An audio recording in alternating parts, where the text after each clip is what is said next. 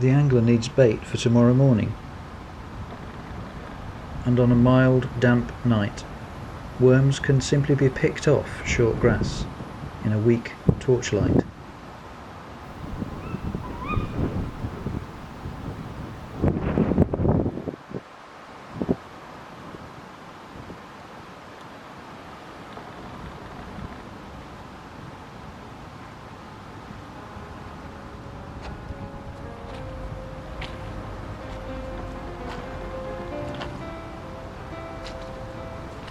And this one will do nicely. The autumn breeze wafts willows and a missel thrush heads east as a ripple strikes up on the water.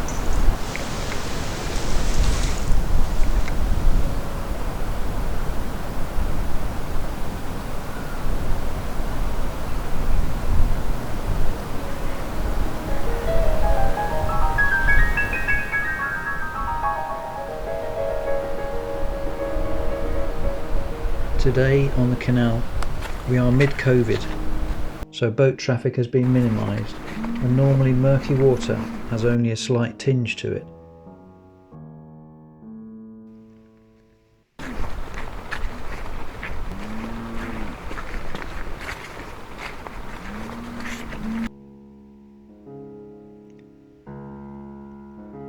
Wintering fieldfare, the largest migratory thrush, burst from the trees and scatter as if leaves blown in the wind.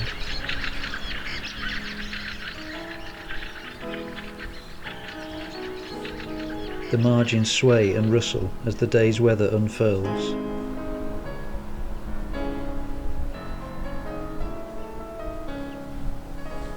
And a sparrowhawk flashes through in search of breakfast.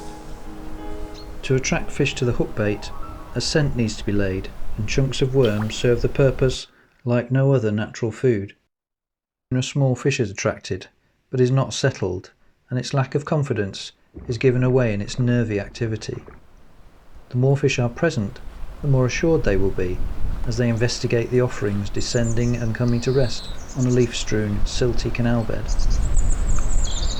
Little changes over time. The float is chunky and short, as the quarry is an habitually slow biter, and likely to swim off with its catch to avoid the attentions of its schoolmates. The profile enables these actions to be tracked by the angler to a carefully timed strike.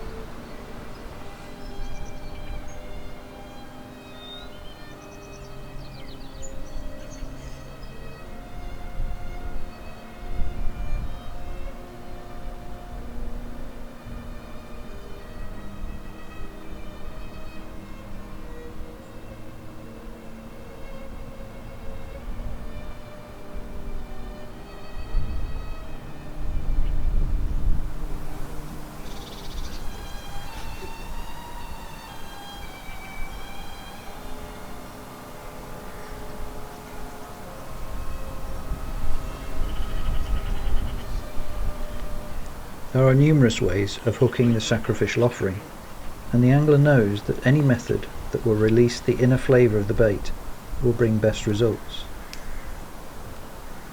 A barbless hook makes hooking easier, tipped with a red rubber maggot to ensure the worm cannot escape, and makes unhooking, if fortune is on the angler's side, stress-free.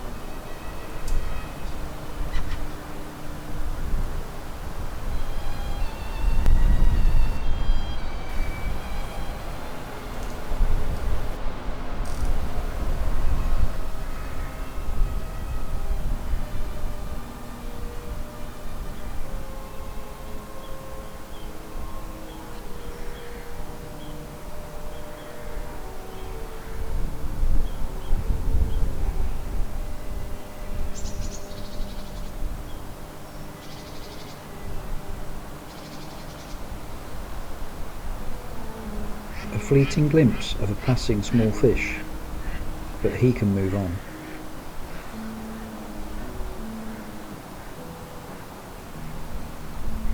The beacon awaits, and awaits something bigger, something altogether more significant.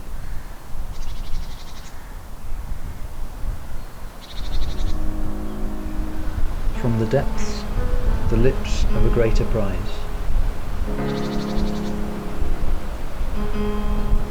Testing. Engulfing. And drifting away. At least one decent fish is feeding. But that was a loose offering, not the hook bait, and so another cast is necessary.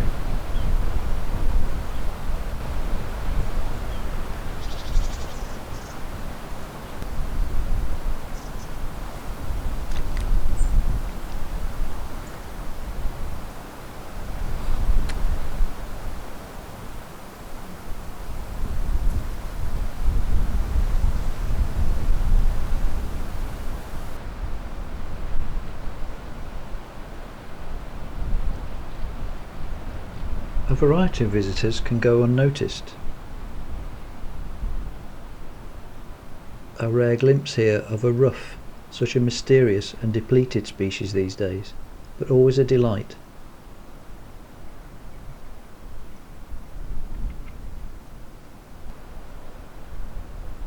The fish are milling around the scented area now, and the bait is laid among it all.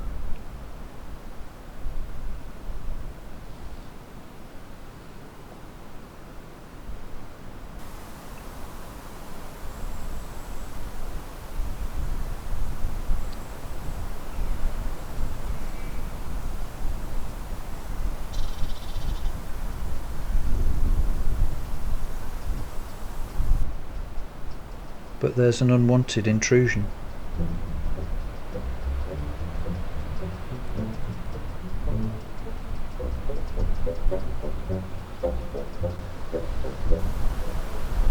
And false bites as these shell-suited impostors catch the line with their various appendages of armour and articulation.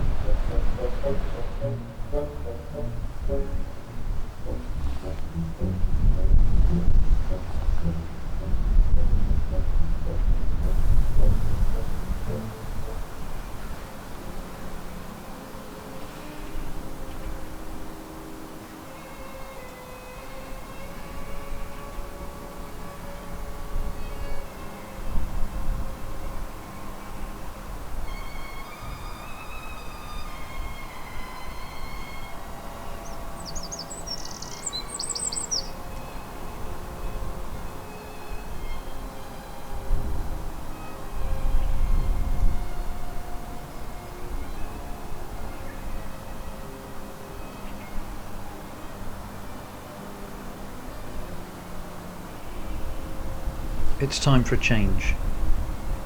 A buoyant bait befuddles the crayfish as it floats off bottom above their heads and sinks in super slow motion.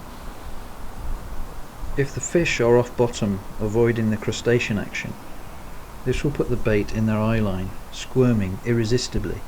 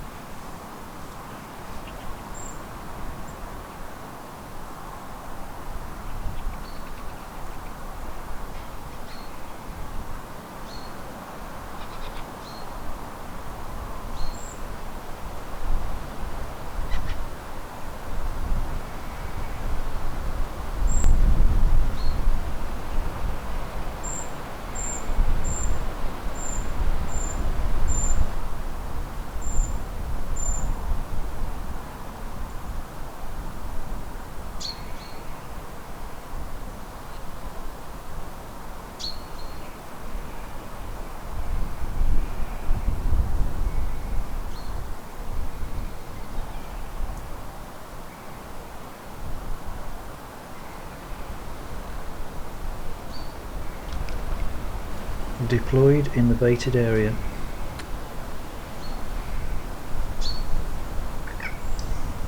everything holds its breath.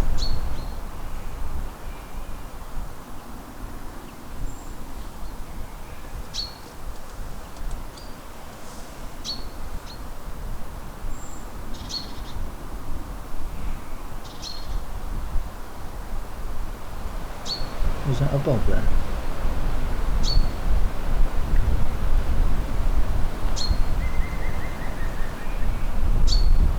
It's moving.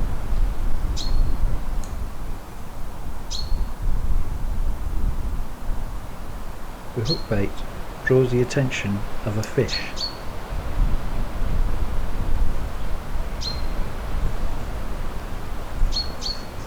And as it backs away, the float follows its action,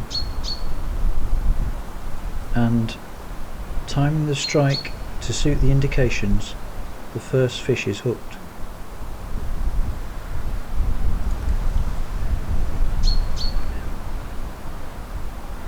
It's brought to hand, not a specimen, but a sign that the quarry, the bony-mouthed perch, is present and active. And as for the crays, well, they're just criminal.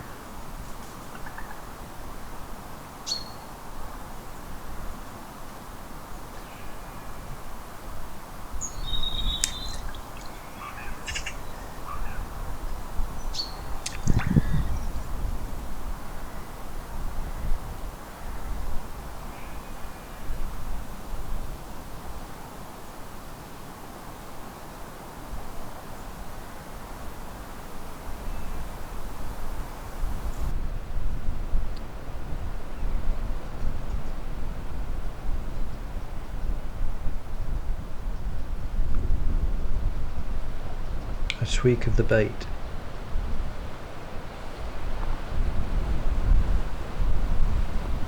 And interest.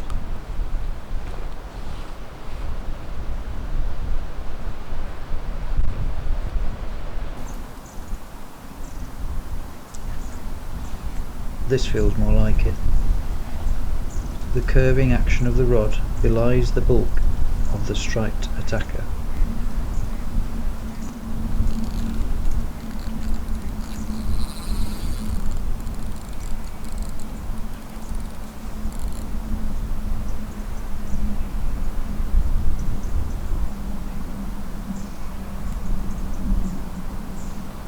This might be closer to the mark of a canal specimen.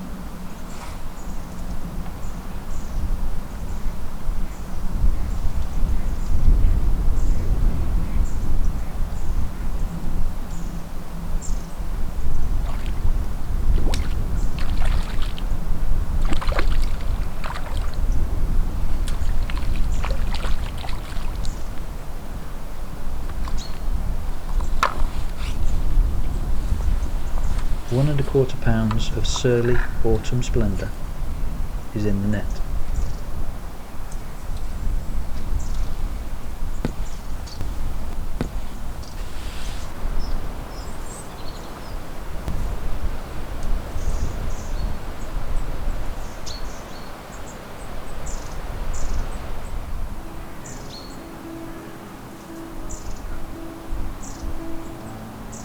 The breeze strengthens as the remaining leaves cling on as if their lives depended on it. But once they relent and float away, they ultimately submerge to become subsumed into the aquatic detritivore's heaven that is the silt. The cycle is perpetuated, maintaining higher predators' lifestyles.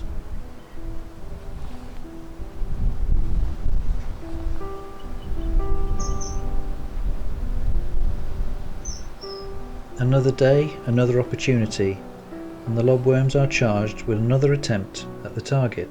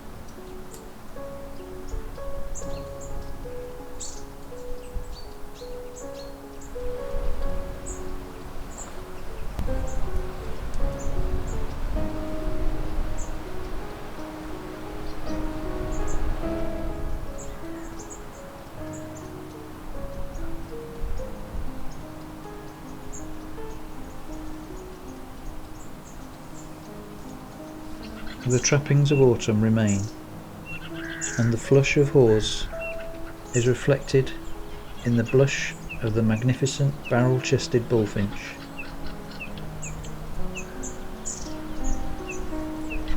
And in the blindingly bright float.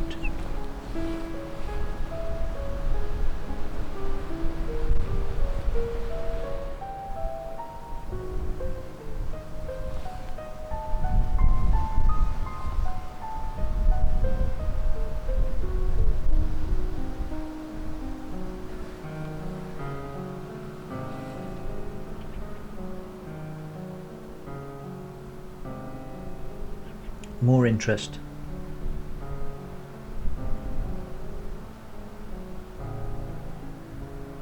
A bite, a bob, a run, a strike,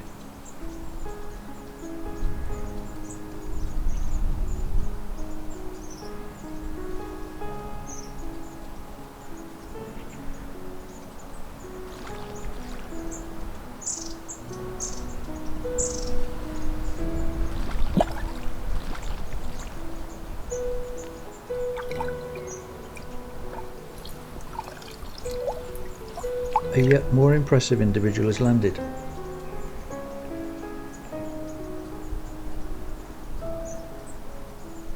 Its belly a sign of the season, and full of the foraged fruits.